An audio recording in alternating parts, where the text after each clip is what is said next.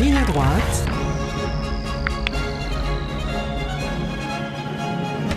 Le grand entretien.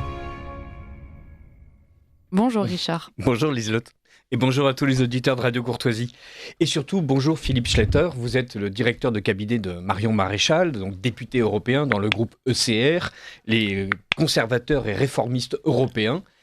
C'est une joie de vous avoir. Vous avez réuni à Paris pendant plusieurs jours, lors des ECR Study Days, des députés européens venant de toute l'Europe, ça tombe bien, pour travailler spécifiquement sur un sujet qui est celui de la cancel culture, donc la culture de l'effacement. Absolument, donc bonjour aux auditeurs de Radio Courtoisie. Effectivement, Marion Maréchal, les députés français, européens français qui appartiennent au groupe ECR, ont réuni la semaine précédente 170 personnes sur 3 jours sur un programme, donc les Study Days. On va le dire sur Radio Courtoisie, ça s'appelle des journées d'études, évidemment. Voilà, je crois qu'on avait réussi à traduire. Mais je respecte l'héritage francophone de cette radio que j'ai connue il y a longtemps. Le cochon est comme toujours animateur. Là. Bref, donc effectivement, et d'ailleurs ce résultat est un peu un témoignage de la dimension européenne que prend l'action de Marion Maréchal. Régulièrement, le groupe parlementaire ECR organise des journées d'études dans tel ou tel pays hôte. Et effectivement, à peine sommes-nous intégrés dans ce groupe que nous avons organisé, que le groupe nous a confié l'organisation de ces journées d'études. Et Paris étant toujours Paris, n'est-ce pas, nous avons attiré à ces journées d'études un nombre record que les équipes ECR avaient du mal à gérer, mais on s'en est bien sorti. Sur le fond, ce qui est intéressant, c'est que le thème que nous avons choisi se résumait en 3 mots, qui étaient hériter, protéger, transmettre. Et nous avions choisi ces 3 jours sur le thème de la culture et du patrimoine, non pour en faire une sorte de pur conservatoire, ce qu'on pourrait attendre de conservateurs, mais vous savez, Cocteau disait que la tradition, c'est une statue qui marche. Et donc nous faisons marcher les statues, et l'enjeu effectivement de ces journées était de comment fait-on pour faire face à toutes les tentatives d'effacer, de gommer cette identité, et surtout comment on la développe, comment on la préserve pour enfin mieux la transmettre. Alors, pour parler d'abord du négatif, si j'ose dire, est-ce qu'en ce moment, il y a encore une culture de l'effacement dans l'Union européenne ? Est-ce que la Commission travaille contre les identités nationales ? Donc, je vous confirme que la Commission travaille contre les identités nationales. Et d'ailleurs, tout l'enjeu de cette mandature, et nous y reviendrons, c'est de casser cette dynamique mortifère de la Commission. Mais la Commission et parfois d'ailleurs les majorités au Parlement, et les majorités notamment au Parlement de la session précédente, on se souvient les scandales de financement d'organisations soi-disant féministes islamiques, le fameux Fémiso. Mais pour donner un exemple tout récent, qui est d'ailleurs un exemple qui a été soulevé par Marion Maréchal, qui a réussi à faire annuler cela, le Parlement européen, en douce, avait prévu une formation de l'ensemble de ses cadres par une universitaire française reconnue, Madame Maboula Soumaoro, qui avait vocation à faire une formation sur l'antiracisme en expliquant en préambule que, par définition, l'homme blanc ne pouvait pas être formateur à l'antiraciste. Donc on a fait un petit peu de bruit autour de ça et la formation a été remise à une date ultérieure et du coup Madame Maboula Soumaoro n'est pas contente, mais elle l'a fait savoir. On s'en moque et elle l'a fait savoir. Alors, indépendamment de ce que Madame Maboula Soumaoro peut dire, et nous sommes émus de chrétienne compassion au fait qu'elle n'ait pas pu distribuer son propre message antiraciste, il y a, avec l'arrivée de Marion Maréchal dans le groupe ECR, quand même un nouvel élan qui est tout à fait intéressant par rapport à cette variation française du conservatisme européen.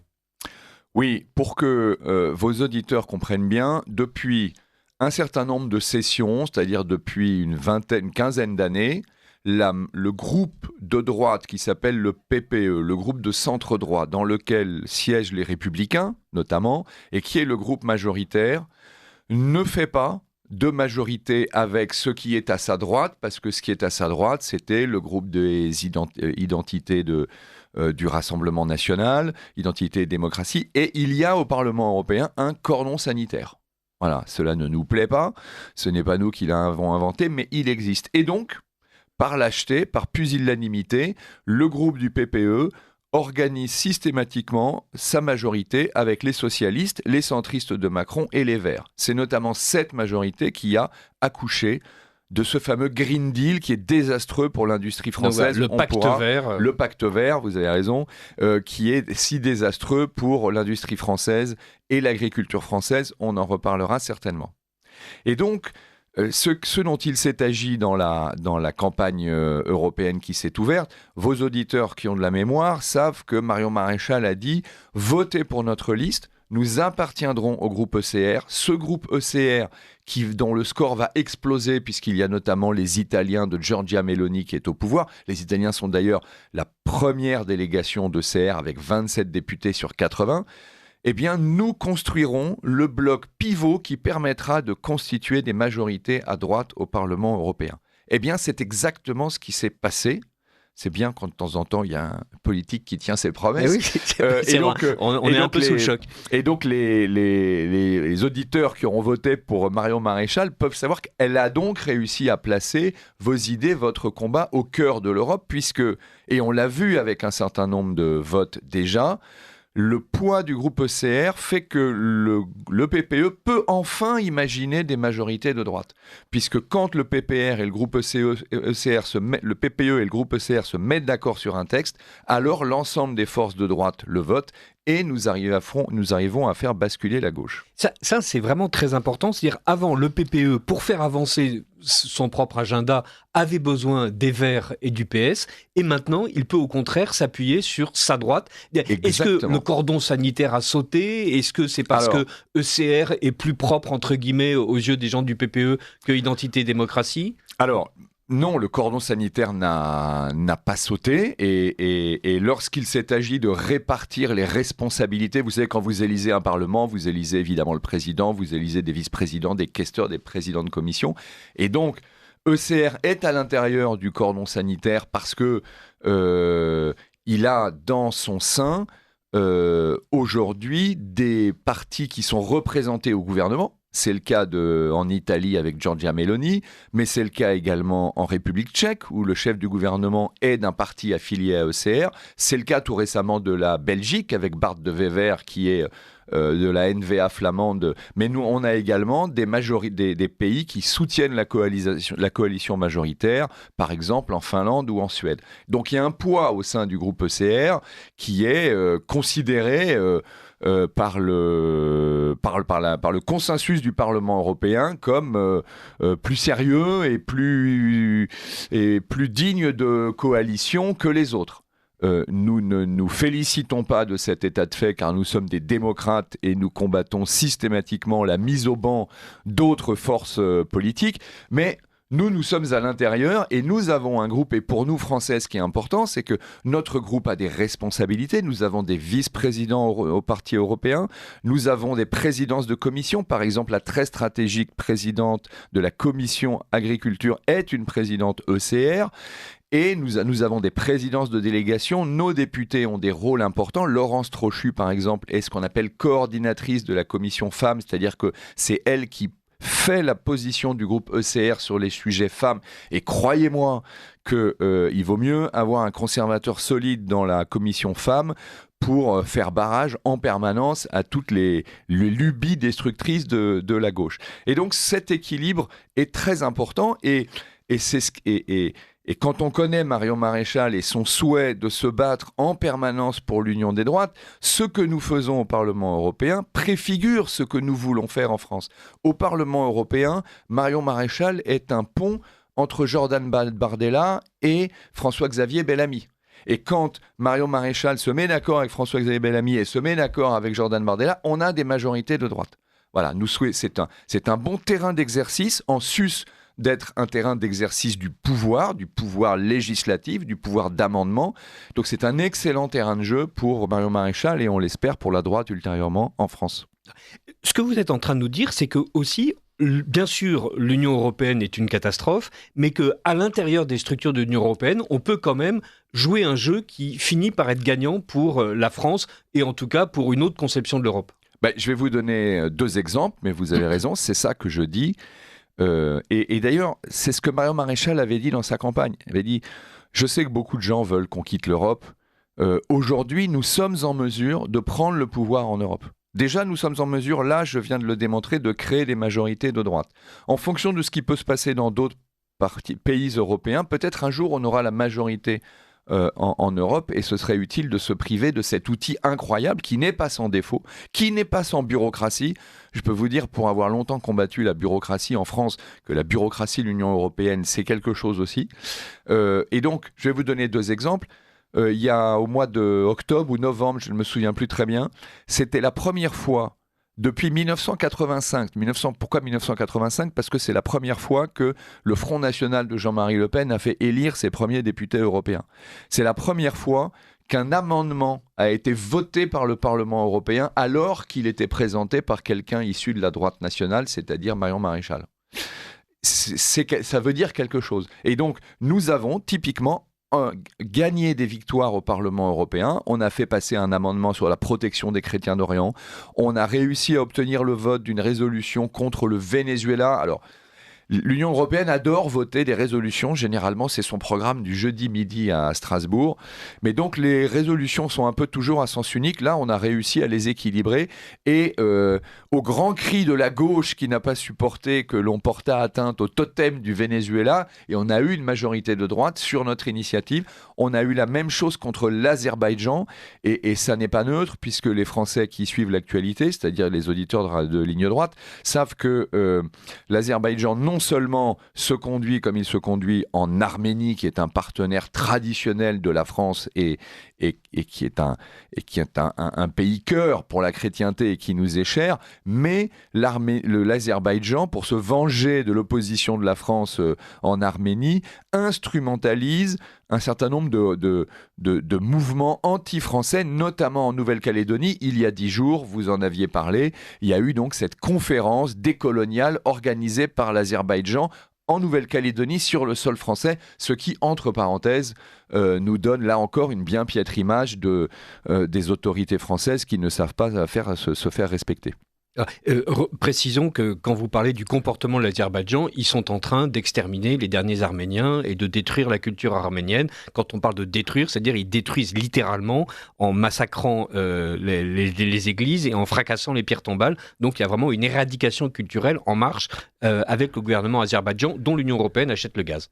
Absolument. On est alors ce sont certains pays de l'Union européenne qui achètent le gaz. Avec la bénédiction d'Ursula. La bénédiction d'Ursula. Et effectivement, ce que fait l'Azerbaïdjan en Arménie, c'est un combat de civilisation. Vous le savez, nous portons cette image-là. C'était d'ailleurs ce qui était au cœur des journées de CR, cette notion de combat de civilisation. Et donc, petit à petit, nous arrivons à faire prendre conscience à l'opinion européenne et à gagner des batailles au Parlement européen. Et ça, c'est grâce au groupe ECR et à son entre-gens entre le Parti populaire et les droites du mauvais côté du cordon sanitaire. Parlons justement des combats à venir. Vous aviez évoqué le pacte vert, le Mercosur est sur la table. Comment est-ce que le groupe ECR compte agir contre le Mercosur et pour faire chanceler le pacte vert ? Alors, effectivement, si je parle d'abord des députés français au sein du groupe ECR, nous avons 4 priorités dans cette mandature. La première priorité, c'est l'agriculture et donc le Mercosur. Nous avons par exemple fait adopter en séance plénière un amendement qui demandait l'exacte correspondance des normes entre les produits français et les produits de ses partenaires commerciaux. Donc ça, c'est une victoire qui vise justement à freiner le déferlement de produits non contrôlés. Alors, faisant cela, nous savons très bien, nous ne sommes pas dupes, et il y a 2 mois, un scandale l'avait démontré sur des produits brésiliens au port du Havre. Nous savons très bien que même si nous exigeons la correspondance des normes, quand les containers du Brésil ou d'ailleurs arrivent dans les ports français, les contrôles sont absolument minimalistes. Et c'est ça le drame, c'est-à-dire qu'on peut se battre comme le font les agriculteurs et comme nous le faisons à leur côté pour cette logique de correspondance des normes, pour qu'on ne puisse pas importer des produits qui ne seraient pas soumis aux normes que nous sommes obligés de respecter avec les producteurs français, mais malheureusement, les contrôles sont infimes. Et c'est là aussi une lourde responsabilité de l'administration française de ne pas le faire. Donc il y a cette logique d'agriculture, et c'est d'autant plus important, comme je l'ai cité, que la présidente de la commission agriculture est du groupe ECR. On a notre deuxième sujet qui est plus traditionnel et qui est évidemment lié à la question des frontières. Vous savez que Marion Maréchal, dans sa campagne, avait défendu cette logique de triple frontière, notamment à la frontière des États, frontière de l'Union européenne et même une frontière extérieure en projection, soit par un blocus naval, soit par des postes avancés, si j'ose dire, dans les pays d'émigration eux-mêmes. Nous, par l'intermédiaire notamment de Nicolas Bay, qui est une figure de la droite française au Parlement européen et qui est très présent dans la commission dans laquelle ces sujets sont traités. Donc nous avons bon espoir d'avancer là-dessus. Le programme de travail de la Commission européenne, qui est toute récente, sera annoncé le 11 février, donc c'est tout bientôt. On a quelques intuitions, mais ce sera évidemment un sujet de bataille. On a un troisième sujet de bataille important qui est effectivement cette lutte contre le pacte vert. Donc on voit avec la pantalonnade absolue sur le véhicule électrique et qui touche de plein fouet les constructeurs français. Je vais essayer, sans être technique, de donner une indication à nos auditeurs. L'Union européenne dit en 2035... plus de véhicules thermiques, que des véhicules électriques. Et donc, elle met des seuils. Elle met notamment des seuils en 2025 où les constructeurs doivent avoir un quota de véhicules électriques dans leur vente. Et s'ils ne l'ont pas, ils paieront une amende très chère. Et ce qui est génial dans cette histoire, c'est que on oblige les conducteurs à vendre sans pouvoir obliger les consommateurs à acheter. Exactement. Et donc, ce qui se passe, donc là, on est en 2025, début de l'année, le marché de l'électrique est très faible. Et donc, les constructeurs qui se sont organisés pour produire sont confrontés à une absence de demande, donc ils ne vont pas atteindre le quota qui leur est demandé. Et donc, la manière pour eux d'atteindre ce quota quand même pour éviter des amendes très lourdes, c'est d'acheter des quotas de CO2 auprès d'entreprises de constructeurs qui ne font que de l'électrique, c'est-à-dire Tesla et les Chinois. Et donc, je vais vous donner un exemple. Les nouveaux tarifs de douane que l'Union européenne a mis quand même aux véhicules chinois, c'est 1 000 à 2 000 euros par véhicule chinois. Mais quand un constructeur européen, Stellantis, ex-PSA ou Renault, achète des quotas carbone pour éviter l'amende aux Chinois, il leur verse l'équivalent de 4 000 euros par véhicule. Donc en fait, la réglementation européenne, et rien qu'elle, oblige les constructeurs européens à subventionner la production 2 000 chinoise euros par véhicule aux Chinois. C'est extraordinaire. Et avec, en plus, quand on pose la question à l'Union européenne de dire, mais où va ces amendes ? Ah on réfléchit, peut-être qu'on pourrait utiliser pour créer les infrastructures. Aujourd'hui, tout le monde sait très bien qu'en 2035, il n'y aura jamais l'infrastructure, ni de production électrique tant qu'on n'arrive pas à produire de nouveaux EPR, ni de distribution. Tout ceci n'est pas sérieux. Et donc, oui, allez-y. Oui, et les EPR, mais aussi surtout d'avoir un système de batteries européen, puisque les grands constructeurs de batteries européens, soit les projets d'usines ont été gelés, soit les gens sont en train de faire faillite. Alors effectivement, il y a deux grands projets européens. Il y en a le premier, le suédois Northvolt, qui a fait faillite.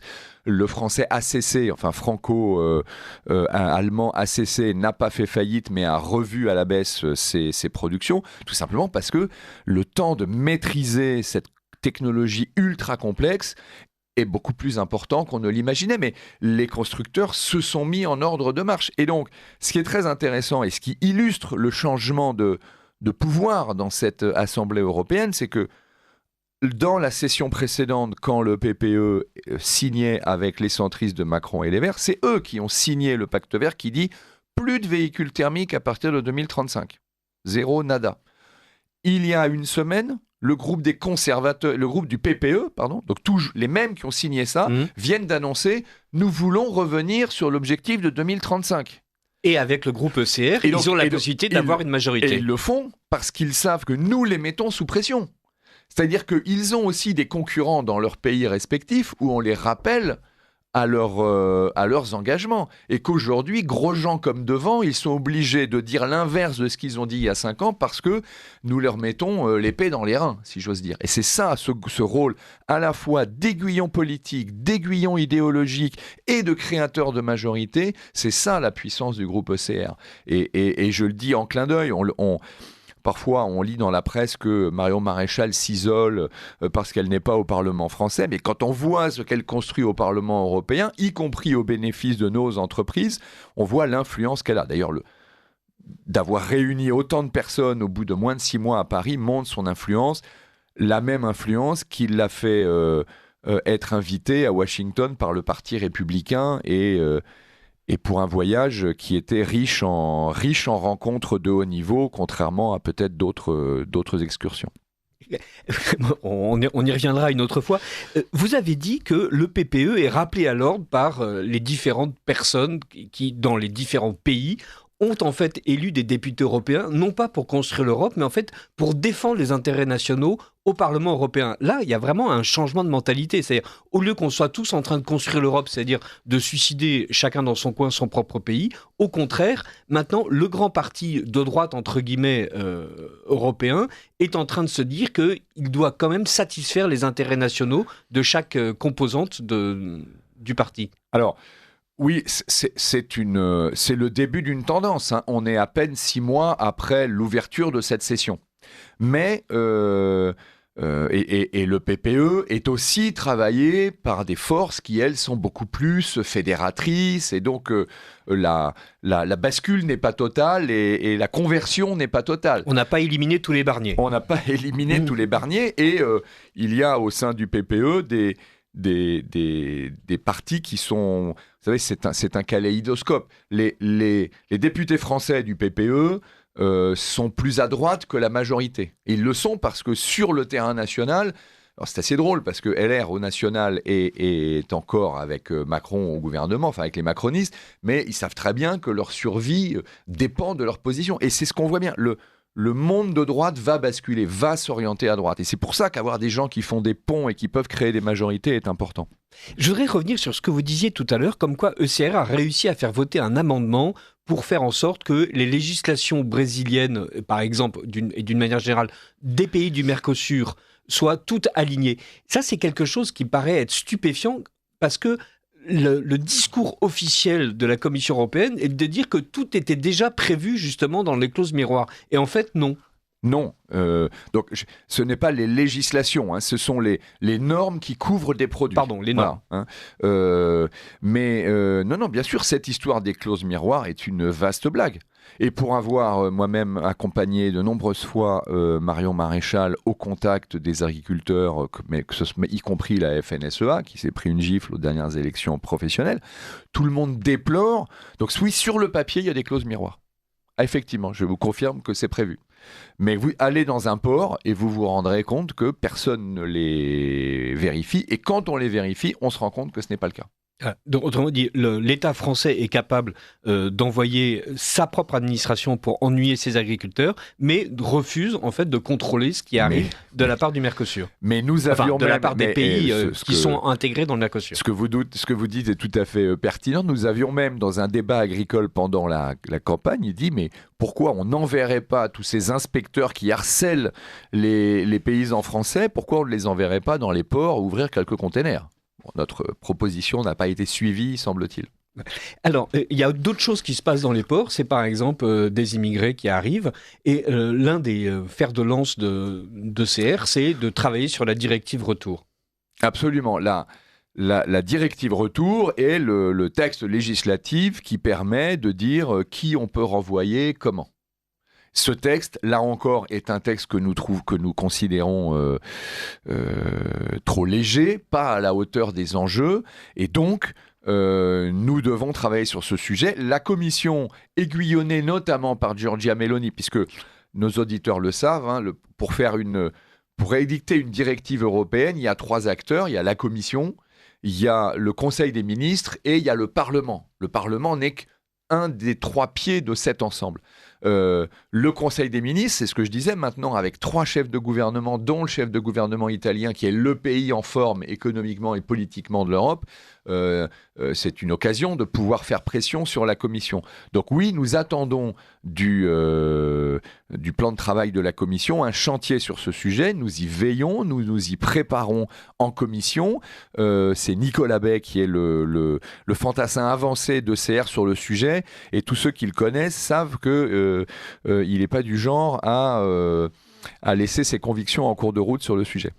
Alors, on a parlé d'immigration, on a parlé de pacte vert, on a aussi parlé du fait qu'il y a toujours ce cordon sanitaire et que ECR, d'une certaine manière, est du bon côté, et de l'autre côté, il y a identité démocratie. Est-ce que différents partis nationaux vont rejoindre le groupe ECR et se disent qu'après tout, maintenant que ECR est du bon côté de la barrière, c'est quand même plus efficace d'y aller, de laisser tomber identité démocratie? Alors, le groupe Identité et démocratie s'appelle, il faut leur rendre cela, s'appelle désormais Patriot for Europe. Pardon. Voilà, identité de... Voilà, mais je ne voudrais pas qu'on parle avec leur nom d'hier. Donc aujourd'hui, si vous voulez, les positions sont assez figées. Il reste quelques non-inscrits. Il peut toujours y avoir des mouvements au gré des politiques nationales. Je pense que les situations sont assez figées. Et puis, il y a des logiques... comment dirais-je, de concurrence nationale. Par exemple, nous avons au sein de CR les Fratelli d'Italia de Meloni et il y a du côté des Patriotes la Lega de Salvini. Ils ne peuvent pas se retrouver dans le même groupe, sinon ça veut dire que le plus petit n'a plus de valeur.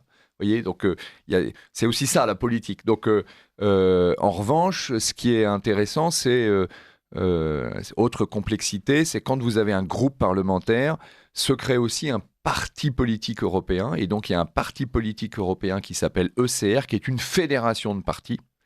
Marion Maréchal a été élue vice-présidente de cet ensemble, et le Parti républicain américain est partenaire de cet ensemble. C'est ça qui nous a donné les... Donc il y a un poids international. D'ailleurs, Giorgia Meloni, pour accompagner sa prise de pouvoir, avait été présidente de ce parti politique. Et là, elle vient de passer la main à un ancien Premier ministre polonais. Donc c'est intéressant parce que ce sont systématiquement des organes dans lesquels nous côtoyons des gens qui ont été aux affaires. Voilà, nos interlocuteurs sont des gens qui ont été ministres, qui ont été premiers ministres, et donc on apprend aussi une culture de gouvernement qui, j'en suis sûr, cela sera très utile en France le jour venu. Le jour venu. Et, on a fait le tour de ce qu'il était prévu. La semaine prochaine, donc vous allez demain, si je ne m'abuse, il va y avoir l'ordre du jour de la session. Et donc aujourd'hui, on ne peut rien en dire. À quoi vous attendez-vous ? Nous nous attendons quand même à un fléchissement de la ligne radicalement anti-énergie, anti-entreprise, anti-business et anti-identité. Ça va pas être le grand soir, mais on voit bien que Madame von der Leyen a été très mal élue la dernière fois. On voit bien que les majorités de droite existent. Von der Leyen est normalement la candidate de la majorité de droite. Elle sera en difficulté si elle s'oppose en permanence à des majorités de droite. Et donc nous allons continuer à faire ces majorités de droite. C'est le rôle de Marion Maréchal et des députés français. Et là encore, ces majorités de droite que nous créons aujourd'hui au Parlement européen, eh bien, nous donnent une légitimité et une certaine compétence pour les créer demain en France au service des droites et au service des Français. Philippe Schletter, je rappelle, vous êtes le directeur de cabinet de Marion Maréchal, député européen du groupe ECR. Merci beaucoup d'avoir été avec nous ce matin pour faire vibrer un peu d'espoir. Peut-être que le grand machin bruxellois, en fait, n'est pas si détestable que ça. Merci beaucoup, bonne journée.